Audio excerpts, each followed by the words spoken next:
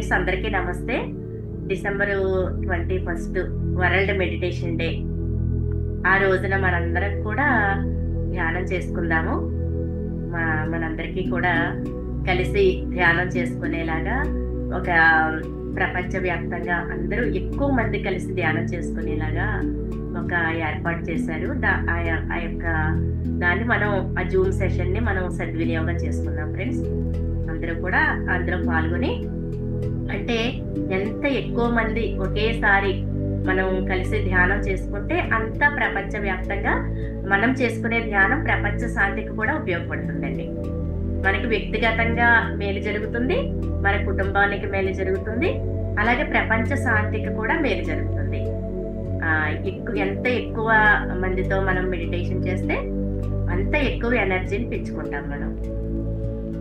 Okay friends, ఆ యొక్క అవకాశాన్ని అందరూ ఉపయోగించుకుందాం.